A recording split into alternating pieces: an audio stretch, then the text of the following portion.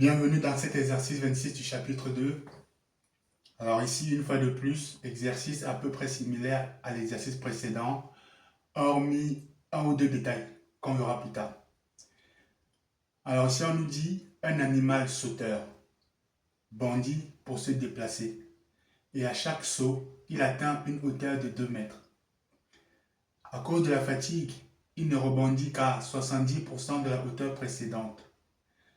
Les scientifiques suivent les sauts pour savoir combien de temps il pourra continuer à sauter avant que ses bonds ne deviennent imperceptibles. 1. Vérifier que la hauteur du saut après 2 rebonds est de 0,98 mètres. 2. Exprimer la hauteur hn plus 1 en fonction de hn. 3. Au bout de combien de sauts la hauteur du bond deviendra-t-elle inférieure à 5 cm? C'est parti. Question 1. On nous dit vérifier que la hauteur du saut après 2 rebonds est de 0,98 mètres. On se rappelle dans le texte qu'on a dit qu'il sautait à 70% de la hauteur précédente. HN. Soit HN la hauteur en question. Donc s'il saute à 70% de la hauteur précédente, ça veut dire que il y a une diminution de 30%.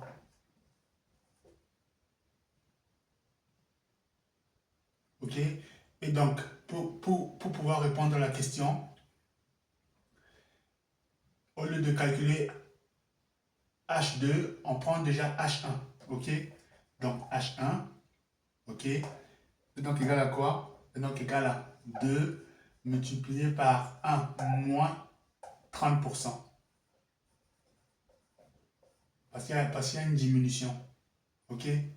Donc ça nous fait 2 multiplié par 0,7, puisque 0,7 correspond à cette opération-là. Donc ça nous fait 1,4. Maintenant, H2 est donc égal à quoi? On a dit 70% de la hauteur précédente, donc 30%, multiplié par 30%, Voilà. Donc ça fait 1,4 multiplié par 1 moins 30%, C'est donc égal à 1,4 multiplié toujours par 0,7, ce qui nous fait 0,98. Donc là, on vient bien de démontrer effectivement que au bout de 2 sauts, ou en tout cas au bout de 2 rebonds, la hauteur est de 0,98. Question 2. On dit exprimer la hauteur Hn plus 1 en fonction de Hn. Facile, Hn plus 1 est donc égal à Hn multiplié par la raison. C'est qui la raison ici? C'est 0,7. Puisque c'est une constante. Et la constante qu'on a, elle est ici. Elle sera toujours la même. Puisqu'on voit ici que pour quitter de H1 à H2, on a multiplié par 0,7. Et de toute manière, on a la constante ici qui sera toujours la même. Donc ça nous fait Hn multiplié par la raison 0,7. Ici, on a donc une suite géométrique de raison 0,7. Alors ici, on nous dit, pour la question 3, au bout de combien de sauts la hauteur du bond deviendra-t-elle inférieure à 5 cm? Question 3. Alors ici, on ne l'a pas demandé, mais on doit savoir le faire. On sait donc que Hn, est donc égal à quoi? C'est égal à A0 multiplié par la raison exponentielle exposant n. Ça nous fait quoi? Ça nous fait 2 multiplié par 0,7 exposant n. Donc ça, c'est notre HN qui n'est pas demandé, mais on doit passer par là pour pouvoir répondre à la question 3. OK? Maintenant, la chose à laquelle il faut faire attention, c'est les 5 cm. Attention, c'est une erreur qui est fréquente. On a dit 5 cm, alors que jusqu'à présent, nous, on utilise les mètres. Donc attention à ça. Ne foncez pas tête baissée dans l'exercice. Attention aux unités. C'est la petite subtilité que j'ai rajoutée pour diversifier par rapport à l'exercice précédent. Les unités. On n'a pas fait attention, on est parti tête baissée et voilà, ça crée des erreurs. Ok? Donc on va reconvertir 5 cm. Donc 5 cm, ça fait 0,05 mètres. Ok? Maintenant, on dit au bout de combien de sauts, la hauteur du banc deviendra-t-elle inférieure à 5 cm. Donc, on sait comment faire maintenant. HN inférieur à 0,05. Attention, les unités. Ok? Donc, HN, c'est qui? C'est lui. Donc, il était important de l'écrire avant de pouvoir répondre à la question. Ok? Donc, ça fait 2 fois 0,7 exposant n. Maintenant, on sait faire inférieur à 0,05. OK? Donc, on fait notre opération avec le logarithme. Du coup, on trouve n, OK, supérieur à logarithme 0,025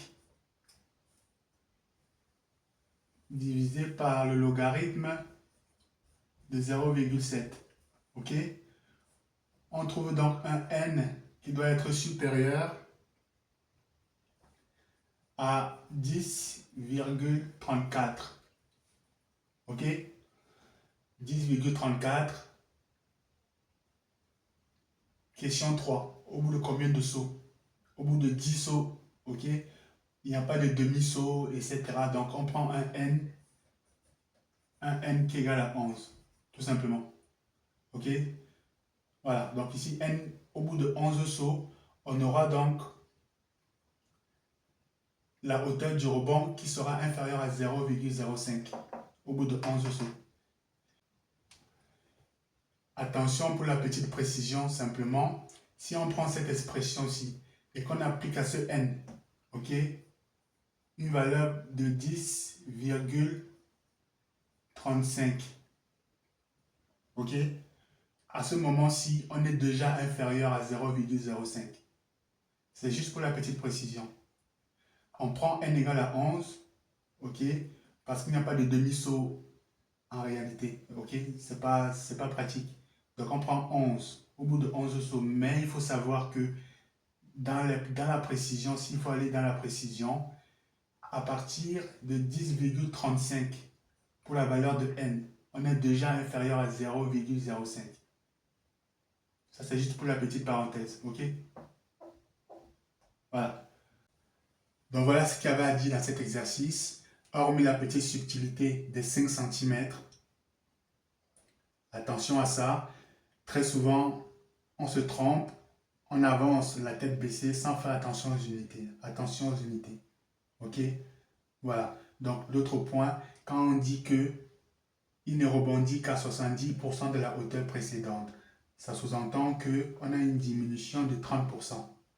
Donc, à partir du moment où on a une diminution de 30%, on l'a déjà vu, ça nous donne cette opération-ci. Ok? Et à partir de là, on déroule facilement. Et on arrive ici à un résultat de 10,34, c'est-à-dire qu'il faut que le nombre de sauts soit supérieur à 10,34 pour que la hauteur soit inférieure à 0,05.